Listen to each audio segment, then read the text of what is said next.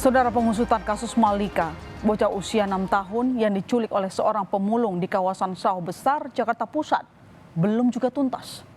Polisi masih mendalami apa motif pelaku merampas Malika dari pelukan orang tuanya. Kini, lagi anak menjadi korban penculikan.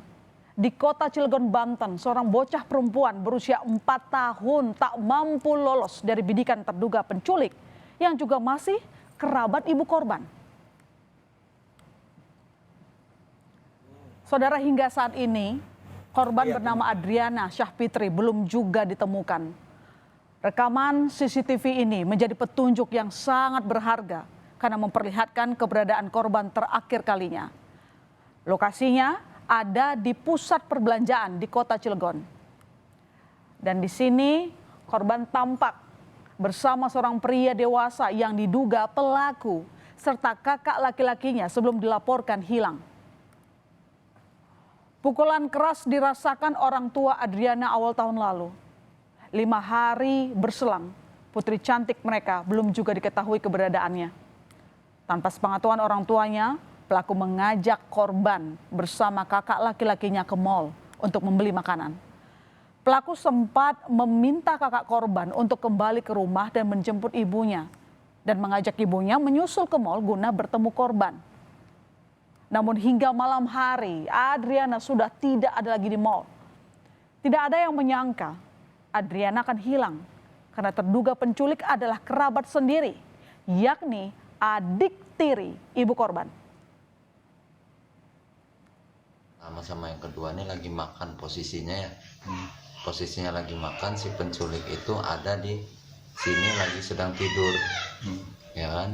Nah, pas istri saya keluar nggak lama keluar itu istri saya balik lagi, si anak saya 2 ini sama si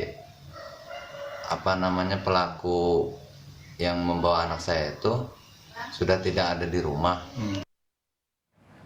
Miris, di kota Kendari, Sulawesi Tenggara, seorang bayi mungil pun menjadi target penculikan.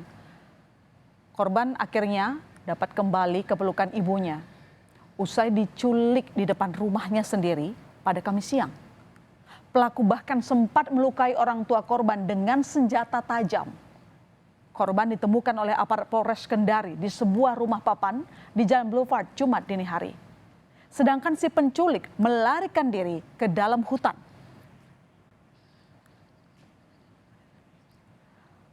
Maraknya kasus penculikan anak awal tahun ini layaknya alarm nyaring bagi masyarakat, khususnya orang tua.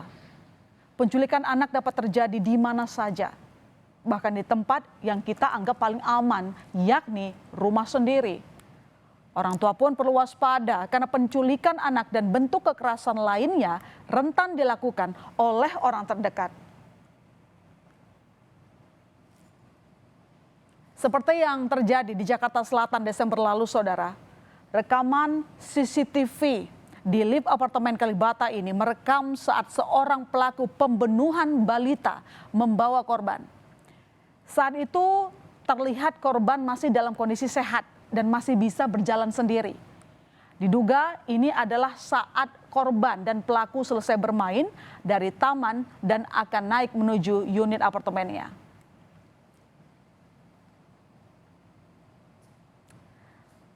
Ya, namun situasi ini berubah setelah 2 jam kemudian.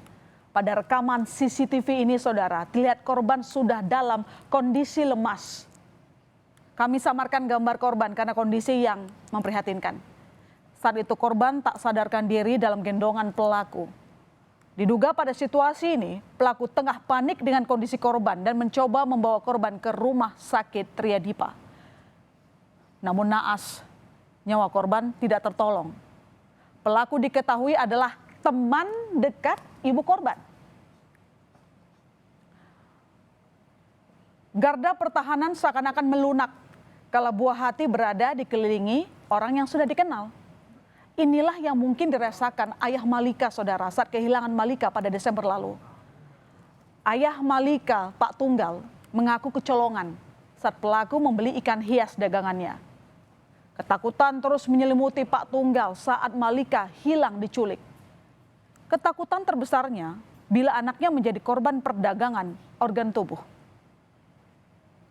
Dia mesen ikan hias, ikan sepat 2, dan ikan lele harga 5.000. Jadi totalnya itu 15.000.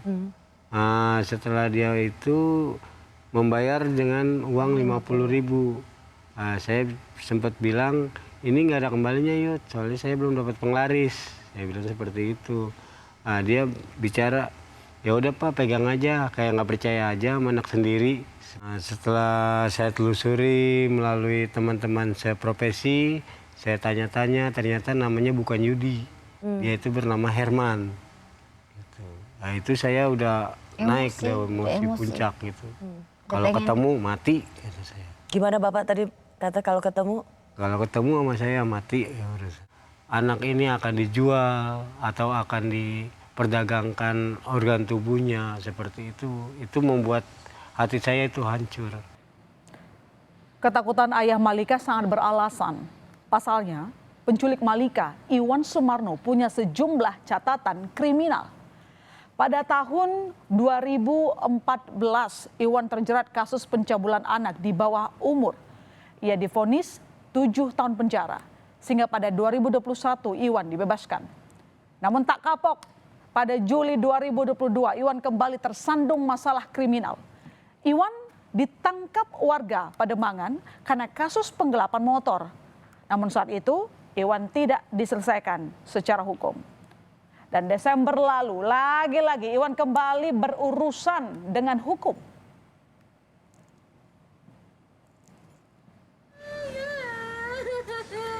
Ya Allah, terima kasih ya Allah. Malika akhirnya ditemukan pada 2 Januari lalu. Tangis haru kegembiraan dari orang tua Malika tak terbendung lagi. Begitu mendengar kabar putrinya sudah ditemukan. Rasa syukur tak henti-hentinya terucap dari Oni dan Tunggal. Keduanya saat itu sudah tak sabar ingin bertemu putrinya. Dan benar saja, begitu bertemu lagi dengan sang putri Malika, emosi Oni dan Tunggal tumpah.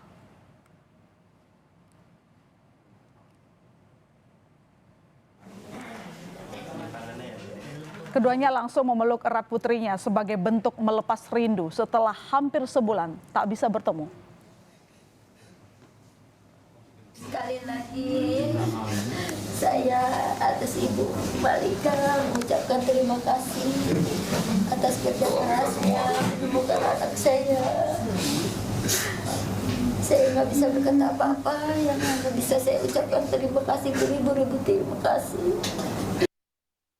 Dari hasil visum Malika tak ada tanda kekerasan seksual. Namun Malika mengalami kekerasan fisik seperti sentilan terhadap bibir serta tendangan di pinggang Malika. Malika terus diajak memulung oleh pelaku. Tak hanya tidur dan makan sembarangan, Malika juga kerap dibentak oleh pelaku. Terlebih ketika meminta diantar pulang untuk bertemu orang tuanya. Ulah pelaku meninggalkan trauma mendalam bagi Malika.